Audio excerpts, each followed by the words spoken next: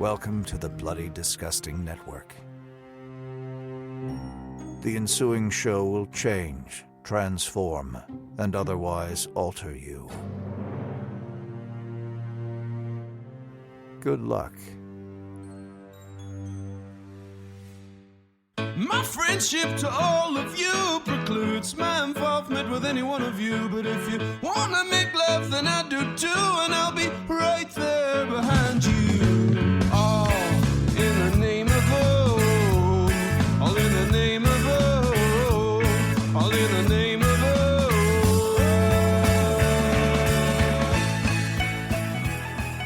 Greetings, constant listeners, and welcome yet again to the Losers Club, a Stephen King podcast. My name is Rockin' Randall Colburn, and I'm locked and loaded in my lakeside cabin, Randy Laughs, for an episode about 1998's Bag of Bones, an odd and, for some, seminal work in the King canon. Today, me and my fine panel of shrouded things will discuss century-long curses, publishing scandals, and one aging rich dude's obsession with women and a woman half his age.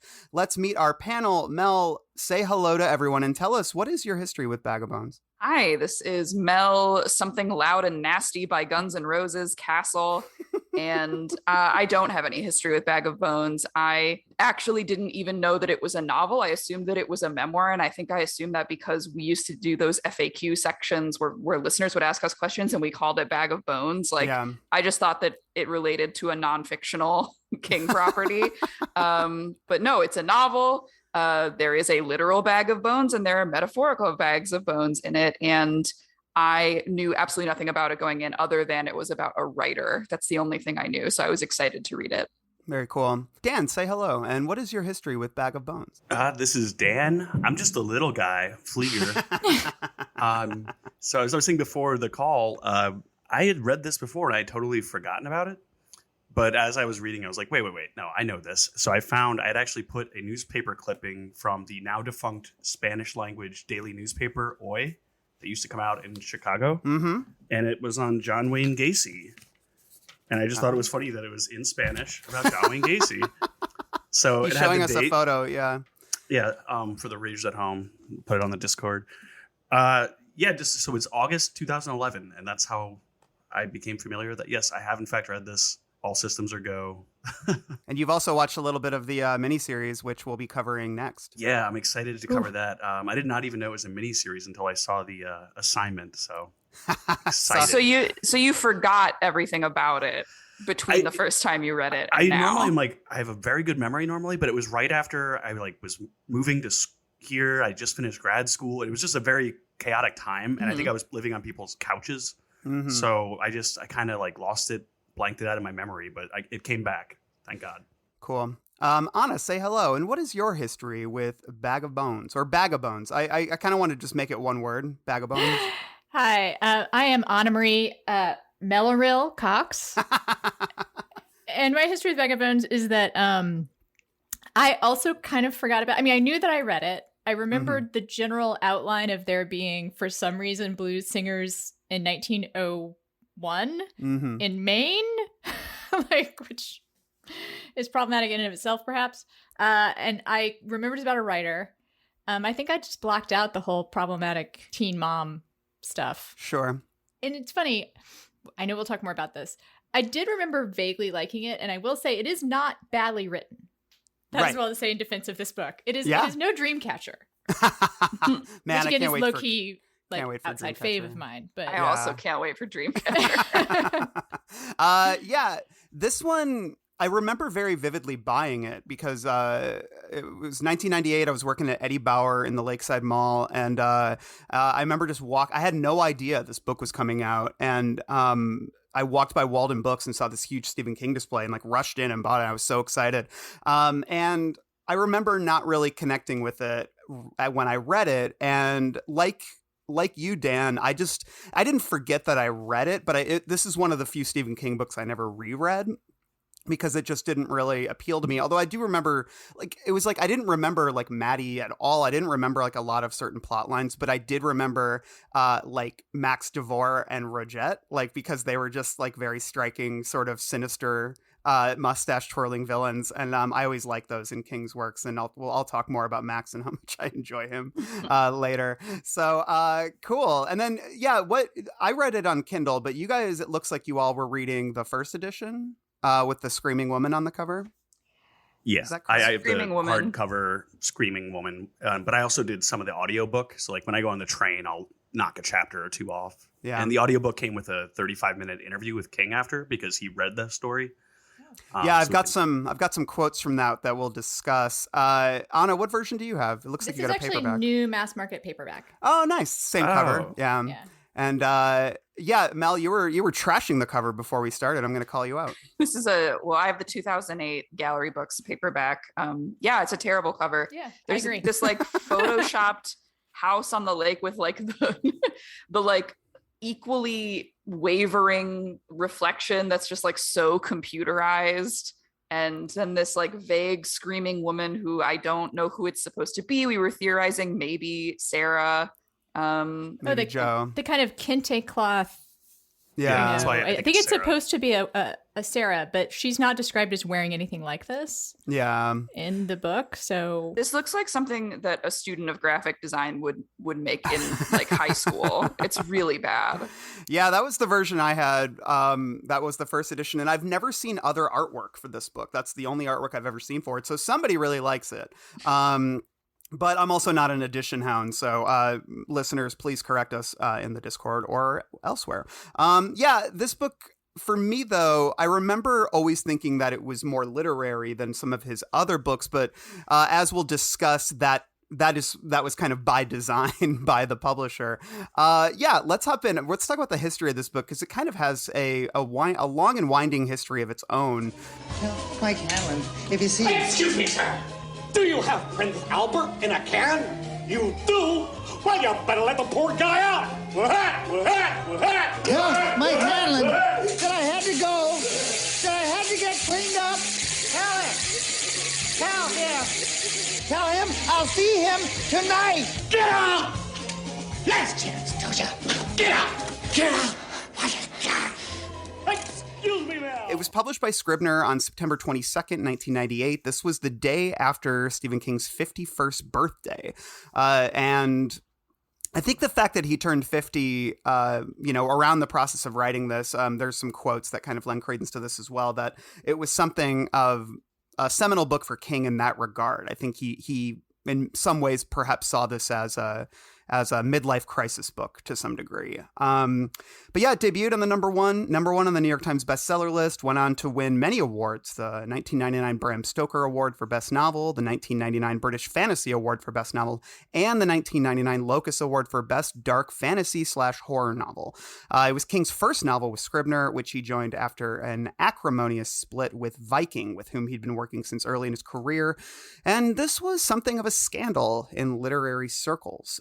Rumor has it King was miffed that his contract was not as lucrative as that of Tom Clancy's, and he filled Bag of Bones with toothy references to real-life publishing figures, including Phyllis Gran, who had taken over as president of Penguin Putnam, which was Viking's parent company. And when she arrived, she brought Clancy with her, Tom Clancy. So under the same umbrella as King, and King was not happy about this. What resulted was described by the New Yorker as a quote-unquote unhappy stalemate, and in a move that was destined to court media scrutiny, King's agent/lawyer put out a letter to several publishers saying the author was on the market and looking for an $18 million advance in addition to royalties for his next book. And this made for something of a backlash against King. Many reports were calling him venal, past his prime. And as these negotiations unfolded, he went off to Australia for a cross-country motorcycle trip, getting off the grid. $18 million. He's like, Yeah. I've decided the net worth of my next book, and Well, I believe Tom Clancy was getting around 20 million advances, somewhere around there. And I think King, and I have some quotes here to, add some shape to this. But yeah, I think King really didn't want to be in Tom Clancy's shadow. He wanted to be a big boy too. I was saying, and it is funny how it pops in though, like the negotiating for book renewal in the very beginning of this book. It's very much right about what you know. I think this whole book, I mean, spoiler alert, my theory about this book is it's actually about writer ego. Yeah, It's absolutely. about male gaze or kind of male creation, Mm-hmm. really, and how men are the ones who create things. They're the doers and the makers, and the absorption that creates, like the self-absorption, the complete self-absorption that I think King thinks is about writing. Like he thinks that writing is an act of self-absorption. I think being a man, a white man, Yeah. is And there's perhaps the thing he's really kind of writing about in some ways. Yeah, and I have a quote from him that I think speaks to what you're saying, Anna. I'll read shortly. But yeah, there's a lot of context here. King's sales were definitely declining throughout the 90s. His books were still bestsellers, but they were spending less and less time on, the bestseller lists. He used to sort of dominate them for months and months and months, and now the books were, just not staying there as longer. Whereas Clancy, his numbers were much, much higher than King's and were remaining higher. And that really seemed to trigger competitiveness in King. He said, "This is psychological," he told the New York Times roughly a month after the release of Bag of Bones. He said, "I would like to sell. I wanted to have one more book that was big, that felt like I was running the tables in terms of sales. I wanted to knock Tom Clancy out of the #1 spot. Like Leonardo DiCaprio, I'm king of the world, even if it's only for 2 weeks, whatever. I wanted those things." Titanic reference, that movie was new then. It was so irrelevant. Yeah. Petty, and this is such a petty book.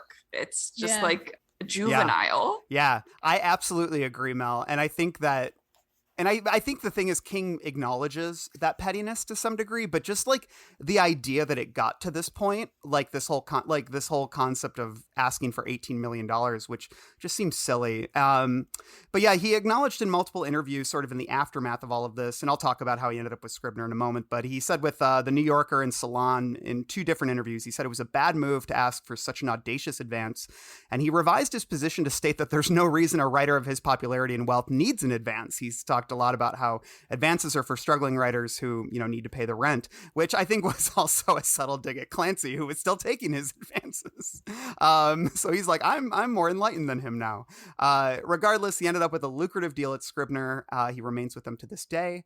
Of his time at Viking, he said, and this is, I think, what speaks to what you're saying, Anna, "I felt like the little housewife who stays home and works all day, while my husband is out taking all the credit and sporting around town in his nice tailored suit. And I felt that I wasn't being respected and I was being taken for granted." So that's sort of, he characterizes himself as the housewife there, which I think is interesting. And Viking is the husband that's taking all the credit. Yeah, I guess. Yeah. This also reminds me in some ways like this is like a prequel to Lisi's story. Yeah. I have some of the same problems with it that I had with Lisi's story. Yeah, it's interesting that those books sort of bumped up against each other in our coverage, which is, totally coincidental. But yeah, there definitely is a lot of DNA between these 2 books shared. I have so many questions for Tabby. I really do. I know, right? Like, Chuck, someday just sit down with her, just girls, sometime, and like, yeah, I have questions. Let's talk. Really Let's hash it out. Yeah. Chuck Verrill, his longtime editor, said of the negotiations, "I think the fact that he loves this book had a great deal to do with the failure of negotiations. He finished the book as he turned 50. I think that psychologically he was offered a little bit less for a novel that he loved so dearly, and at this point in his career, it came as kind of a wound or blow. Money was the language, money was the gesture, and the gesture came as a blow." And here's how King phrased it to Time in 2009, which was 12 years after the negotiations. "I was squeezed out at Viking because Phyllis Gran came from Putnam and she brought with her Tom Clancy, who sold more books than I did. There was a feeling at Viking that they couldn't support 2 big money writers, and I was the one that went. In terms of profits and loss, that made sense, although Clancy's kind of dropped out of sight.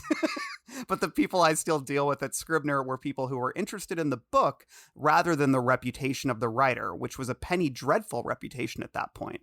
I give them a lot of credit. To some degree, they rehabilitated my reputation." And yeah, it's kind of wild that was, I think there's, and I'm going to discuss it shortly, but the idea that his reputation was that of a penny dreadful horror writer is interesting, because the 90s was when he was branching out. I mean, he was writing Dolores Claiborne, he was writing Rose Matter, these books that and Gerald's Game, like and even Insomnia, like these are books that really aren't strictly horror in the way that a lot of his early stuff is. Yeah, no, I would compare it to, just on that, like it's almost like an aging like director or actor or athlete who people are saying, oh, their best days are behind him, and they're just so desperate to go out there and win one more championship.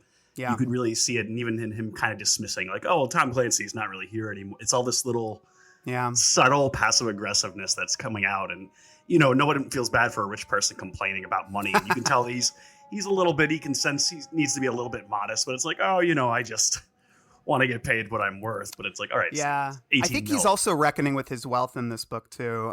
There's a lot of discussion about money and things of that nature. The classism though. I mean, it's breathtaking. It's heavy. I had to throw the book across the room. I mean, like the scene, I know we need to get to step, but the scene where he meets Maddie. It's horrible. It's just like, shut your fucking mouth, my friend.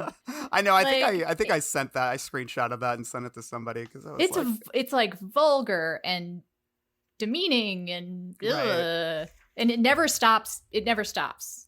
By the way, I agree. It's funny to me that he thought that changing the writing would be the way to garner literary accolades. Like, to me, it seems that the marketing is always the problem, right? You'd think he would know that. His earlier books aren't even penny dreadfuls. Like, we talk a lot about how Cujo is like actually this very bleak meditation on grief and family and all this shit. And like, it's funny to me that he thinks that writing something more gothic or more quote unquote literary is going to be what salvages his reputation. But like, look at the fucking cover of this book. Like, it wasn't marketed. It was marketed as a scary ghost story by Stephen King. Like, it was we'll talk about that. It was and it wasn't. Like, a lot of it had to do with the language. Like, I think I agree with you about the artwork, but we'll talk about the press releases that accompanied the book shortly. We've talked also before, like, he seems still, I mean, if we can, hi Steve, if you're listening. Sorry about the armchair theorizing here, but like so fundamentally insecure in some level. Like, it just never goes away. Like, this idea that a real writer is something else than what he does. Yeah. It's like scattered throughout his books that. Well, and I think some of that is due to the fact that, people did, especially around this time, there was a lot of, people like Harold Bloom, the great, literary critic, was always very much just like Stephen King is what's wrong with like, modern books and everything. And there were a lot of people that did downgrade him. And I think some of that had to do with the media that, like, the movies and TV shows and miniseries that kind of were popular during the 90s. Misery came out, and what was the other big one? Well, Dolores Claiborne, like, those movies came out, and those were, Shawshank Redemption. And those were these, beautiful celebrated movies, but his name wasn't prominently featured on those, whereas when they were making The Stand and the Tommyknockers on miniseries, Stephen King's name was frontlined. And so I think, and even Sleepwalkers, which was a movie he wrote the script for that everyone fucking hates, although it is a lot of fun. But yeah, it's like, that was kind of, I think, the reputation at that time, because most people, I think, garner their opinions, about certain, I think, like, creative types. A lot of it, movies and TV shows and stuff like that are more front and center than books themselves. So yeah, and I think especially too with the switching from Viking to Scribner, like, that's very inside baseball. Most people don't know who publishes the books, right? Right. Like, it was big news when Christopher Nolan left Warner. Who know, the average movie fan doesn't care about that stuff. And I don't think the average book maybe the people listen to the show, people who host it, because we get really into that stuff, but not everyone, not the average consumer is getting that far into the weeds of like, oh, he just switched publishers, maybe I should give him another try. Yeah. And I also think it's sort of just on the self-confidence thing that I think is interesting, is that, On Writing is such a beautiful, inspiring book to me. And in part because it is about, like, love your writing no matter what. Yeah. Like, you're a writer if you write, and claim that for yourself, and it's about how a lot of it's about how don't care what, you fuck everyone else. Like, you should just write if you want to write. And if it's bad, it's bad. And then you fix it, Yeah. And that somehow yet somehow in his books, there's this little creep of like, but what a real writer is something that I'm not. I was going to ask when he started publishing in the New Yorker. Like, yeah, that's a that good, seemed to have helped him. Yeah. in a way. Yeah, and I think it was around this time though, right? Like, it was the mid 90s.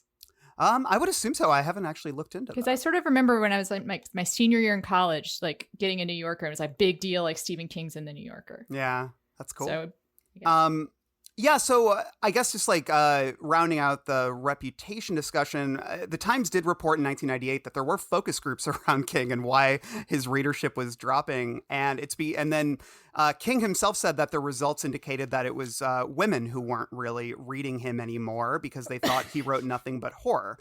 He said it was clear that a lot of people who had fallen away were women. Mr. King said of the search results, which he added did not affect the book's editing.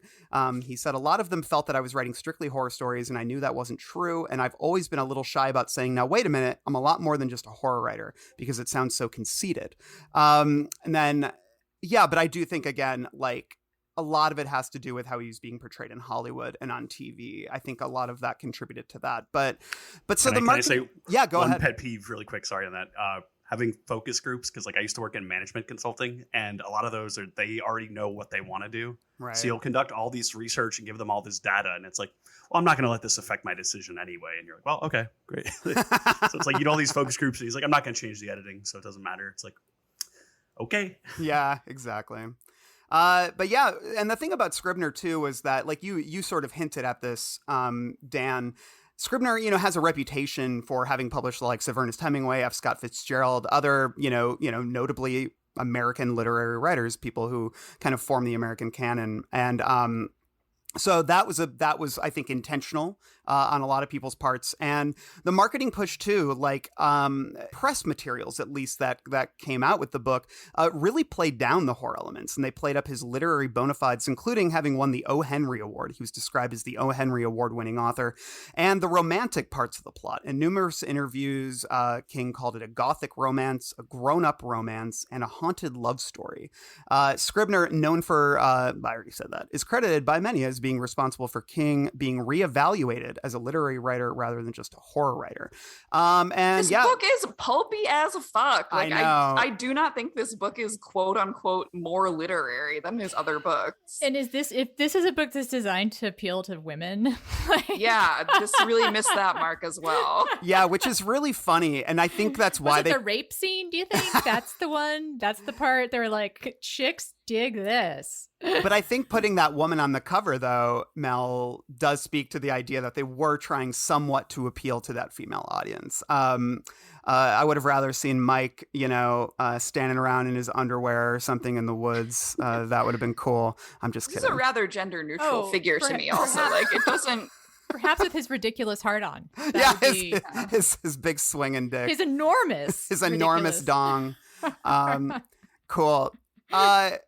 Yeah. Okay. Yeah. And the marketing push was huge for this book. It was the only book Scribner released in September of 1998, and began with a 9,000 advance readers copies that came with an audio cassette. A lot of them were distributed to bookstore workers, I read. They really wanted sort of, readers to spread the word of mouth buzz before the book officially came out. It also came with an audio cassette that included a half-hour King monologue and his reading of a chapter excerpt. And there were also like promotional fridge magnets and crossword puzzles and all kinds of wild stuff. So they really, really went all out with this. And, King obviously is very happy. And he was very happy in the interviews I read with being with Scribner, and he's still with them to this day. He'll publish some stuff with others, like, his crime books. But Billy Summers was a Scribner book. And, he's sticking with them. And then, I have some quotes here that King has, things King has said about Bag of Bones in various interviews. And that's the thing is, when we did Wizard and Glass, Dan, recently, it was really hard to find interviews or him talking about that book, because I think that was one for the readers. It was for the constant readers, and I don't think it was being pushed very hard by Viking. Maybe that was something that pissed him off about working there, but it was the fourth book in a long series, and he really didn't do a lot of press around it at all. It was like hard to find interviews. It's interesting too, because it really is kind of the dawn of the home internet use. Because I feel like it was mid to late 90s is when there was sort of that sea change toward the average person getting a computer and getting an AOL disc. So maybe it was good timing for him to switch over at this point, just because things were changing.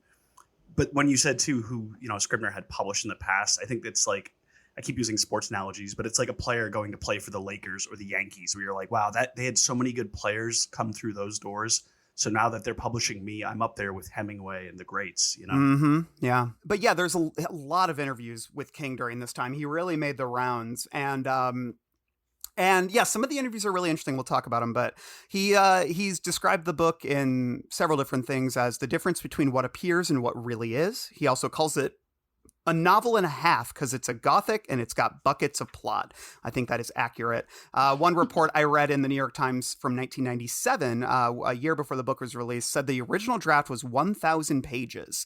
The one we ended up with is about 550 or thereabouts. So, and it should have been about 300. I know, I agree. He was highly inspired by Daphne du Maurier's Rebecca. He talked about this in many interviews. He says, when I sat down to write Bag of Bones, I began by thinking about Rebecca, which is the great modern Gothic, and it's a story about secrets, but it's also a story about how we make assumptions based on what we see in the world. And a lot of times those assumptions are very wrong. We look at people and we assume things based on their looks. The basis of the Gothic are secrets that are kept combined with appearances that deceive. So I felt immediately right at home because I've grown up in a lot of small Maine communities and we love it when the Flatlanders come. In the summertime, most of Massachusetts is in Maine, but the tourists who come see one aspect of Maine. They see vacation land, but people who are there all the time know where the bodies are buried. That's a lot of what Bag of Bones is about, where the bodies are buried and who's in the bag. That was probably the best quote I read from King about what this book is really trying to do. That was in that audiobook interview that you mentioned, Dan, which was probably the best interview I heard, although he says some really, that's where some of the most wild quotes about Maddie come from, which we'll talk about in Heroes and Villains. After 6 days of reading, but and also, so on Rebecca, the character that's like the rich husband is Max de Winter. Yeah. So Max DeVore, and this is kind of a shout out to that. Yeah, that movie was just remade on Netflix with Armie Hammer and somebody else. Yeah, directed by Ben Wheatley. Known cannibal. I know, known cannibal Armie Hammer. Yeah, that. And the thing is, there's already a great adaptation of that book from the 70s, I believe. So it was kind of weird that they remade that, and it did not get good reviews at all. But really didn't make a splash either. I totally forgot that happened. I know. The only reason it happened during COVID though too, right? Yeah, so it's it was a COVID release. I only remember it because I was doing entertainment news at that time. So it was everywhere for like a week, and then nobody talked about it. And then obviously with the Armie Hammer stuff, it's like, okay, he didn't exist. So. Yeah, okay. And then he also did an interview with Amazon.com, which is kind of neat. Like, this feels like it was the early days of Amazon and they were starting to get into some media, like they had interviews and stuff like that. And King, I think, was very interested in the idea of online books and everything. He would go on to be the first person to, I believe, release an ebook with Riding the Bullet, which we'll get to in probably next year sometime. And that whole experiment, which was also happened alongside The Plant, where he was trying to basically himself sell a book online. I cannot wait to discuss that because I was in the thick of it back then. He says there's a sadness in this book, a sadness and a feeling of things passing, that sort of melancholy yearning. It's very hard to talk about subjects like romance and lost love in an interview. It is a romance, and I hope that will fill you up emotionally. He said that to Amazon.com. And he did talk a lot about the romantic angles in this book, which I think was probably a mandate from Scribner. They were trying to get him to talk about that stuff. But man, I got to be honest, did not give a fuck about any relationship in this book. Also, I don't think I'd use the word romance to characterize his. I know, exactly. Yeah. Even his wife. Even his wife. I agree. So, okay.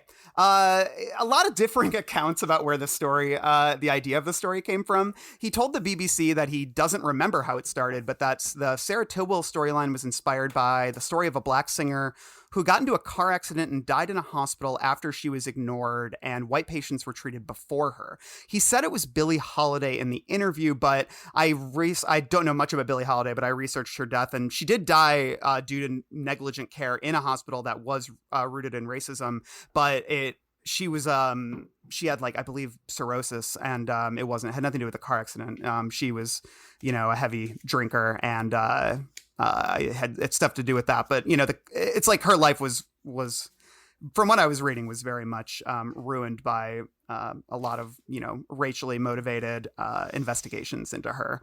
In an interview following the audiobook, he said the idea hit him when he was working out at the YMCA.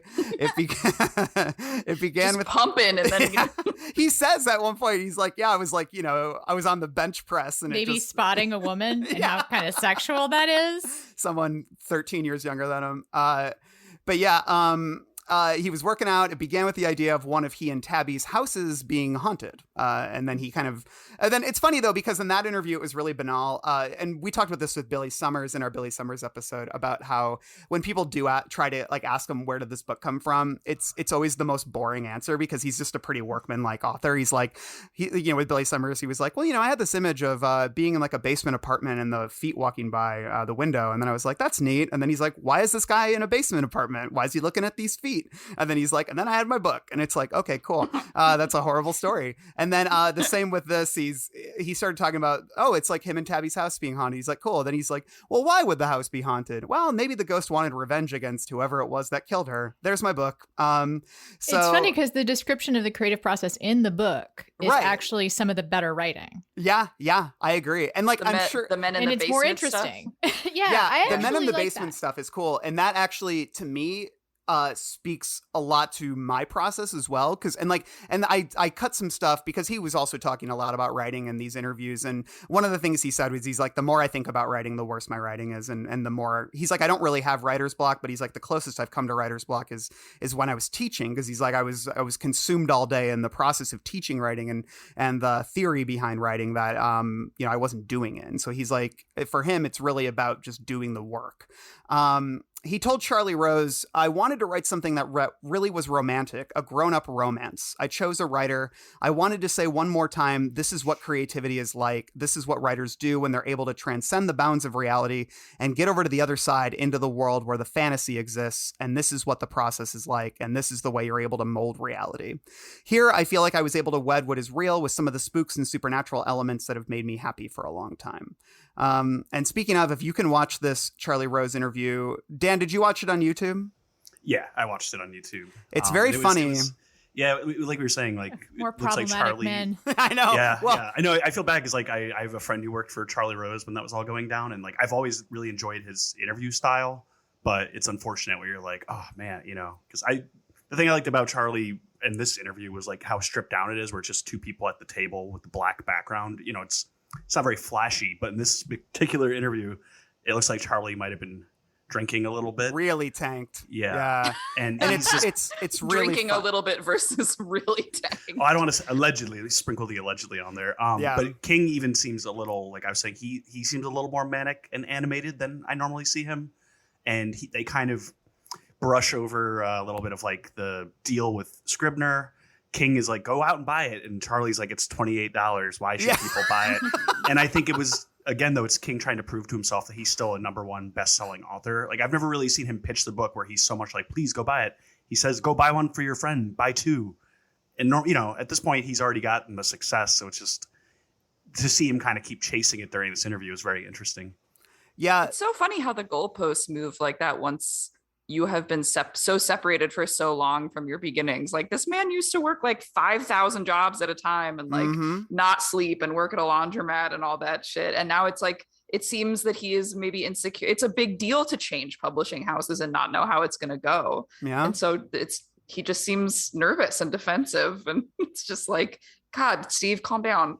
Yeah. Yeah. I feel bad because it's almost like success is never enough, and you think of like musicians where if you have like I remember like NSYNC was platinum selling, but then they would go on TV and be like, we're not just pop music, we're real. And it's like, just enjoy what you've done. Enjoy what you got. I was going to ask like where this book falls on the King sobriety spectrum. Right before you got on the call, we were talking a little bit about it. He'd been sober about 10 years, I think, when he made this, because he got sober in 88, I believe, around there. But he had the relapse with the car crash. Well, that car crash was after this. Okay, that's why I was asking. Like, I'm bad with dates. Yeah, it was literally right after this. Yeah. Oh, walking down a road like the TR. I bet. Yeah, exactly. I know. Yeah, maybe on one of those curves. I was literally thinking about that because there is that scene, where he doesn't almost hit Kyra, but could have hit Kyra, and I was thinking a lot about that. Some prescience there. But no, the Charlie Rose interview is a must watch. It's a good interview. Like Charlie Rose was always able to get good interviews out of people. But yeah, he seems pretty soused, and King seems pretty defensive. And but there was two parts that made me laugh so hard. One was Charlie Rose just holding up the cover of the book at one point, like in the midst of another discussion, and pointing at the little cabin and going, "What is this?" Which was very funny to me. And then the other one was they started. Well, King goes at one point because he brings up the idea of him being a horror writer, and King got defensive and is like, some people don't even know that I wrote the Shawshank Redemption, or that's based on. And Charlie Rose's reply, like he's like bent over, like he's hunched over on his arms, like in the way that, drunk people sometimes get when they're talking. And he just goes, I think the name put a lot of people off on that. And then King just goes, yeah, maybe. And then he like keeps going with this point. He's like, that's not what I was saying at all. It's very funny. So yeah. And then I just thought this was like a fun little thing. Somebody asked him what he was listening to. I believe it was the Amazon interview. And he goes, I did listen to some rhythm and blues on the rewrite, but when I actually wrote the book, I was listening to a lot of George Strait, real shit kicking music. It was great. Shania Twain, the most beautiful midriff in America. Oh my God. Christ. That's music. That's great when a music review includes. I know, right? What scared him in the book, and he told this story a lot about the cellar stairway scene with the thumping on the wall, because he said he described it very much like the cellar in his own home, and so he says whenever he goes down there now, he gets a little bit creeped out. Which is fun. Is Stephen King Mike Noonan? This is something we're going to discuss more later, but this is what no King... discussion. Yes, is the answer. But this is what King that had to makes say me about sad. it. Yeah, that it seems pretty clear. Even more than no. I mean, are there Stephen King writer characters that are not Stephen King? I mean, that's the thing is we just did an episode for our archive series where we talked about the stories that are in The Body, Stud City, and the Lardass Hogan story. And The Body / Stand By Me was one of his first, if not the first person longer piece that he wrote. And that one again is, we could tell we were discussing about how very clearly it was Stephen King, especially when we judged it against the original publications of the two stories that are in there, which he published when he was much younger. And he was reflecting on those stories through the character of Gordy LaChance. And so, yeah, I think it's very hard for him to not write whenever he writes in the first person. I think it's very much him. And he sort of said that in the Charlie Rose interview. He's like, Mike is more me than the other characters because he's a writer. And he talked about the idea of writing in first person. And when you do that, it creates an intimacy that I think he's unable to divorce himself from, Yeah, but even Jack Torrance is King too. Totally. Yeah. At least you get the third person there though. Mm-hmm. He does describe Mike Noonan also as being trim and athletic. And having a big old Johnson, so yeah, also that huge knob. Huge knob. It's got to be King. Penis equipped, as Joe would say. He said to Amazon.com, Mike Noonan is probably as close as you could get to me, even though I've been careful to distance myself from him. He's not as successful. He has no children. His wife is dead. He has writer's block. But our take on what the writing is about and how the writing works is very similar. And huge knob. All those differences are circumstantial. Yeah. It's so I was thinking that too. Also, he's not as successful. Let's just... I like that too. And I'm so annoyed by I don't know. I was making fun of this with my wife, but just the idea that Noonan's the kind of guy, he's not that successful. He's only in the top 15 of the bestseller list, not the top 10. It's like, fuck off. His French royalties are like 16,000. Yeah, exactly. Not to get in the weeds. Yeah. He dedicates the book to Tabby, which I think is kind of funny because it's like, here's a man clearly having like a midlife crisis who loses his wife and is like, I never cheated on my wife, but now that I'm technically single. So then he writes this book and Tabby was probably looking at like, what do you have like an escapist fantasy here? So he dedicates. Oh my god, I want to talk about continue to sidebar escapist fantasies. Go for it. We will get there. I had a thought reading this that Tabby is Zaftig lady, right? And King never writes curvy female leads, right? Which I find odd. They always almost have no breasts. Right. And... teacup sized, you might say. Yeah, he loves that. Yeah. And I think too, the whole concept of, and we talked about this a lot when we discussed the Lardass Hogan story.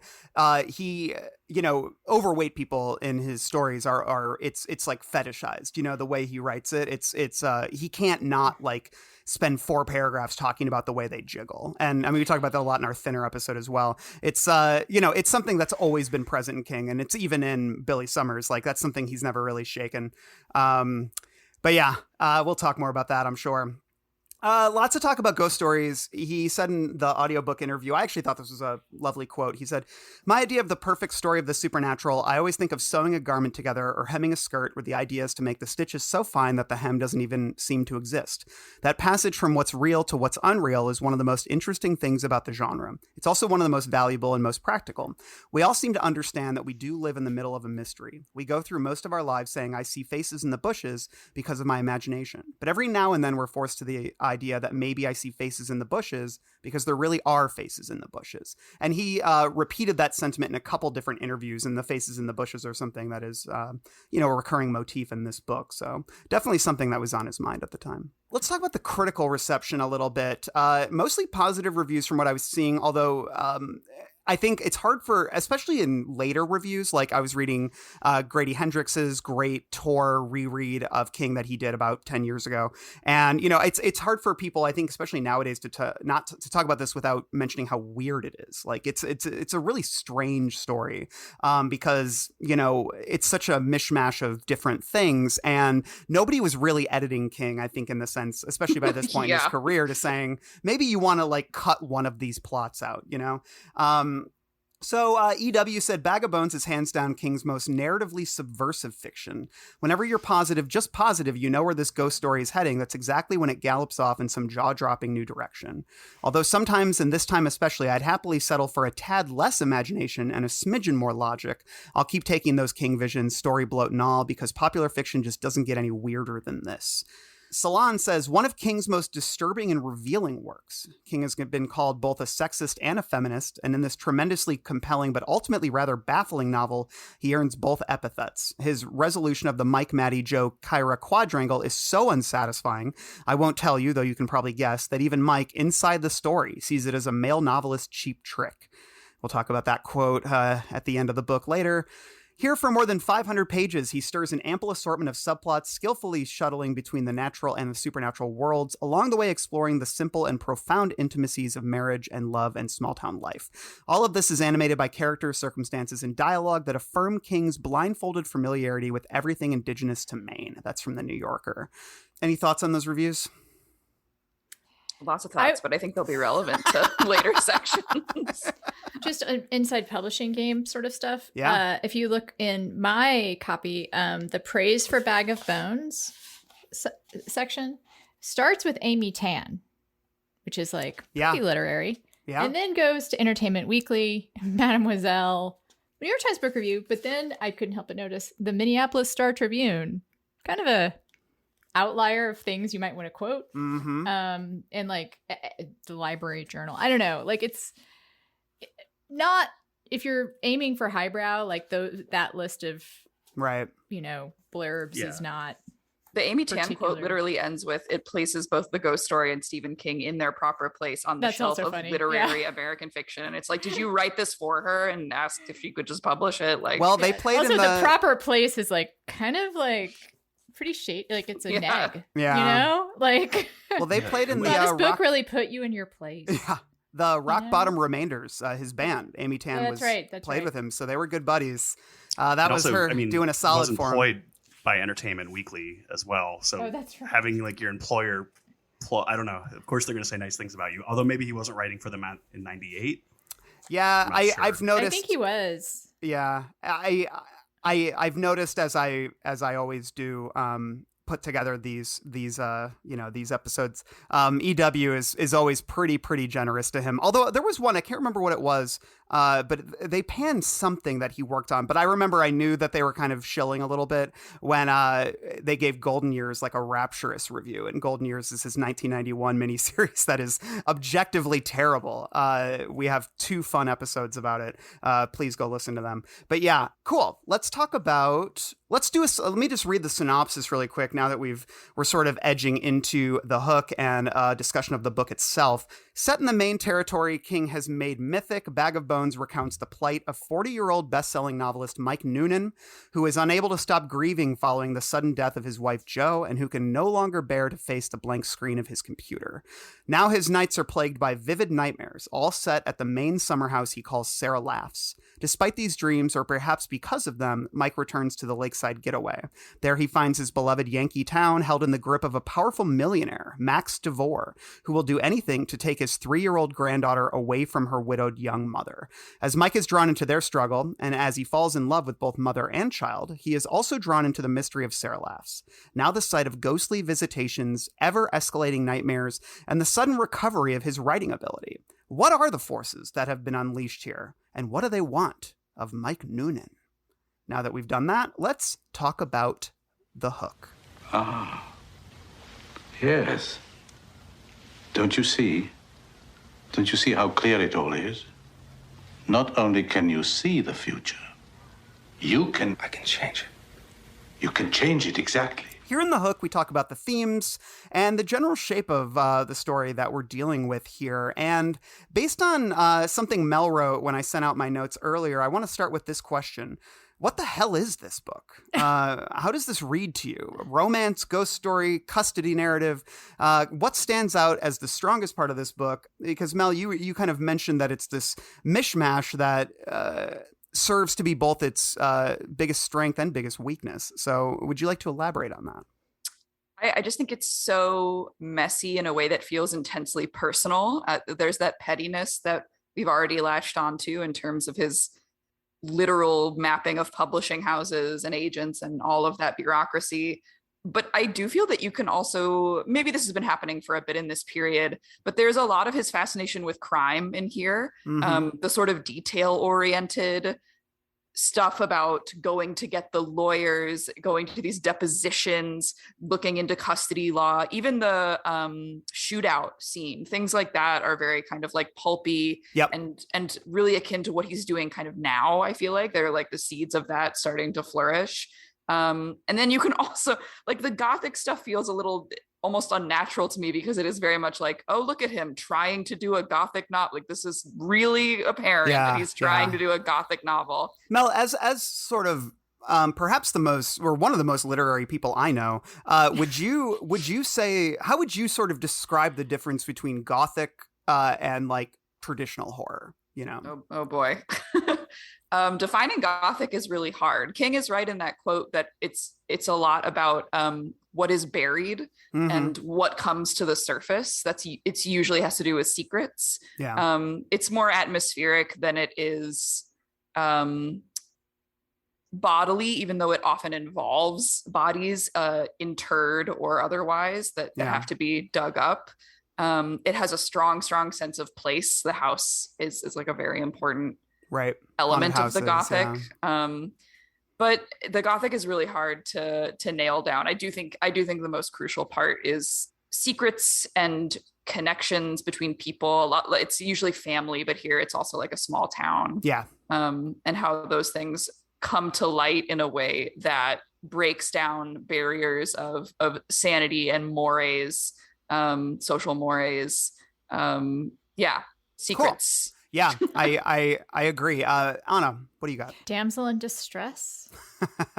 I think also is a pretty big part of it. Yeah. Usually it's there's sometimes a female lead. Like that's actually one of the interesting like innovations of Gothic horror is that you sometimes get a woman who's like entering into the picture and has to, and is in not necessarily, doesn't necessarily save herself, but is like the thing that gets the plot going. Yeah, that's like Rebecca, the de Maurier Yeah, exactly. novel, yeah. And that's one way that this book is kind of retrograde, right? Like it takes the damsel in distress and makes her just in distress. Like she has almost no agency at all. Right. Like just zero. Even in sex, she's at the whim of him. Yep. Right? Yep. Like she begs him to fuck her.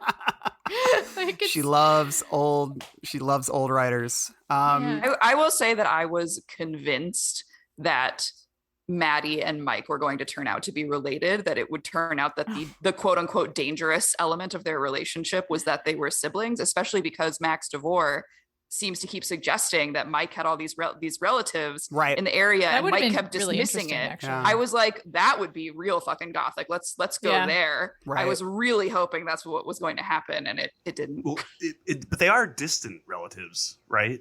Because it's not confirmed that they're related. It's just like the bloodlines go so far back, and like there is a Noonan there, but yeah, they're not like but I thought during the Sara Laughs attack sequence, part of the reason she's going after him is because it turns out his relations were not what he thought. It wasn't? Right. No, But he's related to the Osters. Yeah, he Okay, has okay, relations sorry, there. other side, They're just not gotcha. connected to the divorce by blood. Okay. Right, and that Gotcha. does feel like a missed opportunity almost. Like it's right there in front of you to make the narrative so much more interesting. And it almost does feel like, because of, we do get that note at the end where he says, you know, and I mean, if you're listening to this, we assume you've read the book, so prepare for spoilers. Maddie, like he even sort of admits, he's like, well, killing her off is like something that a really shitty, hacky novelist would do. And then he does it in the book. And it seems sort of his way to admit that he didn't know what to do next, you know? And he talked about this in some interviews, the idea of like Raymond Chandler would always say like, oh, if you write yourself into a corner, have a man walk through the door with a gun. And that's sort of what he does. So it just seems like there were opportunities to do something a little more interesting, but I feel like even the book is like yearning for it. Like there are moments when he goes from talking about the mother to talking about the daughter in the same kind of sexualized language. Like incest and like taboo are already built into the DNA of the book. And the fact that he feels almost as though something supernaturally is like, don't sleep with this woman. It's like too dangerous, but there is an attraction that he can't quite explain. Like I was like really gearing up for it. Yeah. Yeah. And making her so young, that would also kind of explain why she's so goddamn young, which is a choice that King made that he did not have to make. Yeah. Like there is no reason she couldn't be in her late 20s, mid 20s, you know, like you can be poor and struggling and be at, you know, the victim of a rich bully and not be 21. Right. Right.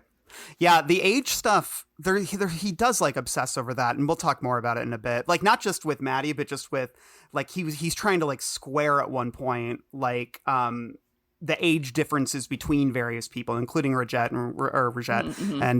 and Max and everybody. But yeah, and Mel, I kind of going off what you were saying too, like I thought that was a good point about the crime aspect, because he clearly did lose himself a little bit, I think, in the research. He clearly talked to some lawyers and really got a good handle on what would happen in this kind of situation, which I appreciate to some extent, but then it goes none of it really pays off, because the actual custody arrangement, the legal aspect of it kind of just dissipates, you know, at one point. He dies. I mean, the Devore dies. Yeah.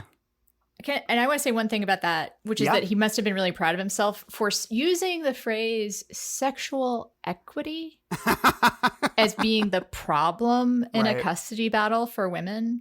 I will point out that when the case is that a man might get custody because has a better earning power than a single mother, that's not sexual equity at work exactly. You know, like he refers to that a few times, like, oh, women's lib.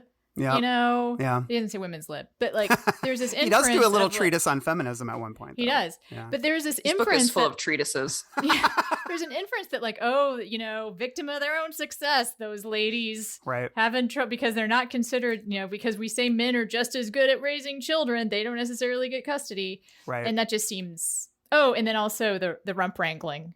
Rump wrangling. Yeah, I was about to mention that. The detours into like, is this like homophobic and unethical? I guess it doesn't matter. Yeah, right. Like we're just gonna go after the homos on the stand. Yeah, Why? that was because we can. I was gonna bring that up because that's super interesting to me, because it's really repellent, but at the same time, like, that was obviously a thing a lawyer would do at that time. Like it felt honest, and it felt like it didn't even make me dislike Starro or John, whatever, less, because I could see how it was just rooted in this kind of, that was the game at the time. Be a little repulsed by yourself. Yeah. I mean, it's the late 90s. It's not like, I mean, you know, people are fighting against Don't Ask, Don't Tell. There's a huge fight about the, you know, Defense of Marriage Act. People like King, who consider themselves like true progressives, are going around talking about not marriage equality, but gay marriage.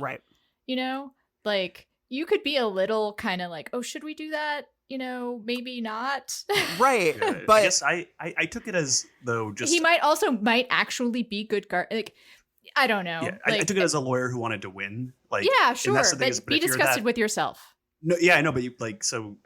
Gay marriage wasn't even really until like was 2003, the Texas v. Lawrence. So lawyers would do these kind of tricks all the time. I'm not saying it's right, but that's why the guy commands the money, and the money is to compromise your values, right? But it's an authorial choice to have Mike be like, well. Yeah. Mike doesn't love it. He doesn't love that they're doing it, but he goes along with it. I just don't like Mike, so maybe that's like my. Well, I will say, Randall, we were sort of discussing this a little bit alongside the sort of attention to detail that goes with his crime writing and the getting really into the lawyer stuff. It's sort of the same attention to detail that can go into a lot of King's procedural writing, and it feels like I characterize it as writing defensively. Like there is something strange where he's almost anticipating a complaint about the writing not being realistic or it not having the kind of like verisimilitude that a reader would enjoy. Sure. And that's why we get like so many fucking pages of Mike before he goes to Sara Laughs, or of Mike's quest to track down these owls and like calling Joe's friends. Yeah. These like very defensively written passages that are so granular in how they present how he tracks something down or his thought process. Right. Doesn't even seem to me like it's a King fascination thing. It just seems to me like King being like, this could happen. Don't tell me it couldn't happen. Here's how it would happen. And that's what I would say about the going after the gay couple is that he's trying to be like, this is how it would work. Yeah. Like this may seem disgusting, but this is how it would work. Right. But he also says at the beginning, at the intro, he's like, he was asked by, I guess, his lawyer to put a good lawyer in there.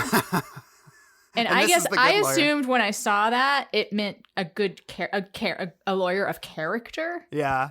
And not just a talented lawyer. I thought it was some anti-Semitic, like put a good Jewish New York lawyer.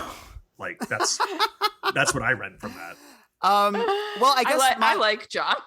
I did too, except for that one little thing. I just think my takeaway is I thought he'd be a good match for Maddie. It's obviously like such a harsh sort of thing to raise and say like, okay, this is what we could do, that it obviously has like a kind of repulsive reaction, obviously, like how we've reacted to it, but it ends up being a complete non-factor in the story. And so I'm just kind of like, why did we even need to get all of that, And I think that's my thing, is like, we didn't need all these pages of it. And it makes me think about the rumored 1,000 page draft of this book. And it's like, I just think a lot about how much of that research that he did seems to have found his way into it. But we need it because it introduces us to Roger, who can't be the Guardian, for the reveal later that Rajette is his daughter. Yeah, that's a good point. Good point.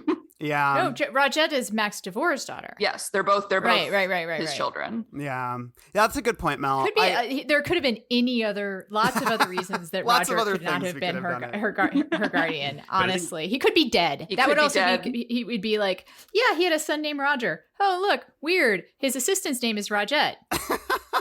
Yeah, I think on the comment on the 1,000-page draft. Also, they should have had K names. Yeah, that's actually true. But in terms of like the first like 175 pages is the negotiating with the publisher. There's like a chunk of the lawyer, but it's not enough, and it makes me wonder if what they cut from the 1,000, they left those two about 100-page a piece stories that don't really pay off and get anywhere. Yeah. And if maybe there were going to be edits that we could just have. Joe die and then he's already there versus this process of him getting to town. Yeah, that's a good point, Dan. And I think that speaks to what I was saying about like, there's multiple storylines I feel like never really come to fruition in this, whereas the the Sarah Tidwell stuff is kind of, hinted at in the early pages, but isn't really explored until well past halfway through the book.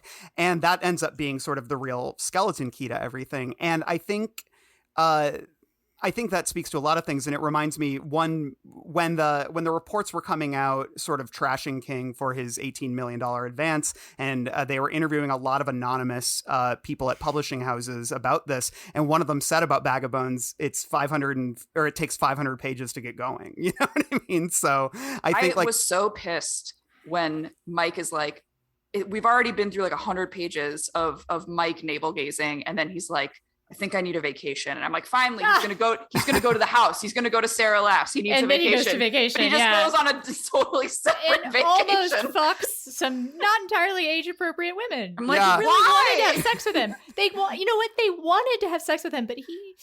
Yeah, no, he was a good boy. ready. I just love that he just goes to Key West for just like 10 pages. And then I was like, are you fucking kidding me? Get to the house. This book is so wildly imbalanced. And I want to say something about like the plot lines that don't really go anywhere. Yeah. I found the whole like the townspeople are Martians thing. Yeah. One of the most intriguing things in the book. Yeah. And it's a little goes back to Tommy Knockers, right? Like this idea of a town kind of being able to mind meld. Yeah. And I mean, obviously, like you could have cut that. Yeah. Like it really wouldn't have. You could have just had the K name. The K name thing is kind of a cool reveal. Yeah. Right. I love the K names. But you could have just had that. Right. I know? agree, Anna, because. And also had them be suspicious of outsiders. Sure. Right. Yeah, the whole mind meld thing is a really neat idea that I was really gelling with. My problem is that they don't really develop, and we can talk more about this later. Yeah, they don't really develop the town. Like, we meet a couple of these guys, like, I believe Bill is the one we get to know the most, but we really don't spend a lot of time with these people. And because, I mean, one of the most effective parts to me was the concept of, like, of them amassing when he goes back to the fair. Yeah. And well, but then also when he goes back to the house at the end, and it's like, it hints that they're all in their cars and they've all gathered outside like of his estate and they're all like waiting to see what will happen. And then that doesn't really pay off. And that's something that I was like really annoyed by. I'm like, is this mind meld? Like, are they all amassing to make sure that Mike does what, you know, he's supposed to do or whatever? And then that sort of weight, that sort of pressure never really paid off. And, yeah, just it's one an of the things incredibly weird structure where I do feel as though the book starts to pursue and answer its questions that are central at the same time it poses them. Like, we don't even know the significance of Sarah Tidwell until things are really kind of moving. Yep. And we just like don't even know the right questions to be asking until he's knee deep in a mystery we didn't know existed. Yes. Same with what you're saying, like the small town as a mind melding force. We don't know that the history of the small town is even significant until we are starting to like recover the answers Joe has already discovered. And we could have found those notebooks like way earlier. And it would have probably been okay for the plot. Would have loved to know more about these questions about Sarah. Like the mentions of her even sound like they were sprinkled in after the fact in the first half of the book because they knew they had to reference her in some way before foreground the mystery it really somewhat, got going. Yeah. What's interesting, so I didn't watch the whole of the miniseries yet, but I was kind of skimming through, just kind of wanted to see how they kind of laid it out. And Sarah Tidwell appears very early on in the miniseries. He has multiple dreams with her appeaing, though, which I think him off, narratively, or yeah, does she jerk him off? It was made for A&E, so probably, but like she seemed like a more central character. Whereas I agree, like we don't even really get to halfway point before she's even briefly being mentioned. And I agree that it doesn't pay off. Even like the letters on the refrigerator don't pay off. And like, there's a lot of these things where you're setting this up and then we never kind of get there. Or when we do, it's anticlimactic. Yeah. And like just in terms too of the town, like instead of that, it would have been very interesting. I think it had that ramped to a little bit more of like a psychic community, but I think just the town gossiping was the closest they got. Like the way they're telekinetic is just that they gossip to each other.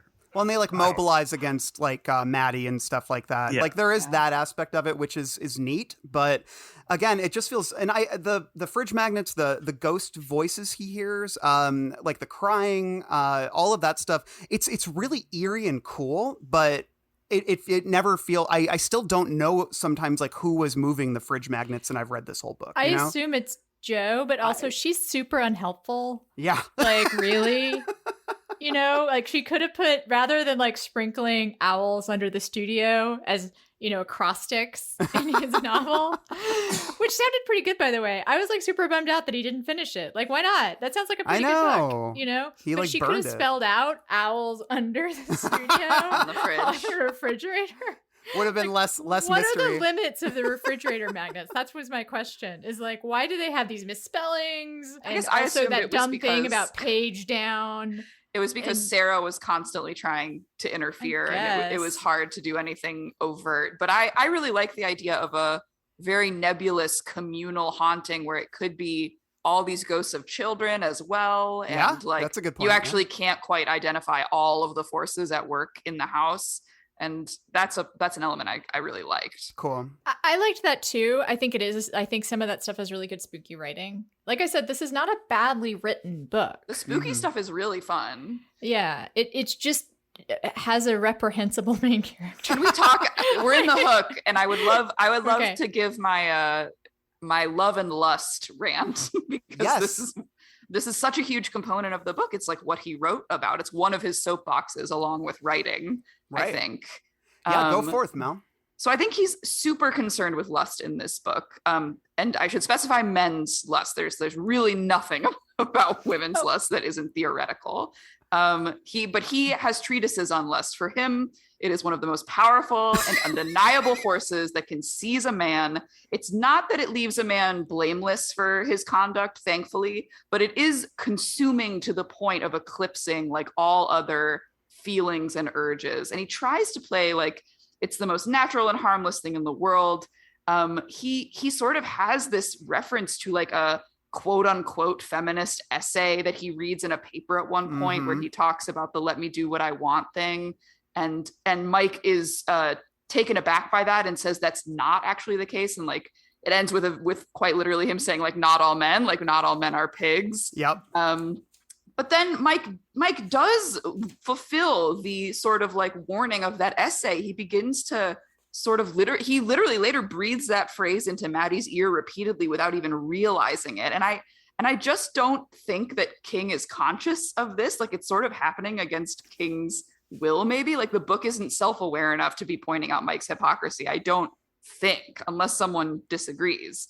But I think Anna's already sort of brought up this point too. Mike only relates to women sexually. Like it's funny to me that he talks about this book being a romance because his memories of his wife, his treasured photo of her, all of it is grounded only in desire and desire on his terms, because we realize later that he never even communicated with his wife when he was working. Yeah. They did not have a relationship of equals where she could talk to him about anything, including this very important life-threatening shit and her pregnancy. It was only when he finishes a book that they can talk, but first they have to celebrate by fucking, right? And that's like mostly what we hear about. And I was going to say that like most of the dynamics that exist between them that he reflects on are all sexual in nature. They're all sexual with his wife. And yeah, the way she she reads his first book and drops her panties in his lap. Oh my God.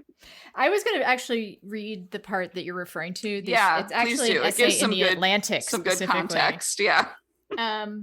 I thought the essay is at least 50% full of shit. The assumption that a man can find real sexual pleasure only by turning a woman into a kind of jack-off accessory, which is what happens in the book, says more, like literally what happens in the book, says more about the observer than the participants. The lady had a lot of jargon and a fair amount of wit, but underneath she was only saying the Somerset Magnum, and I want to point out he only cites male authors throughout this book.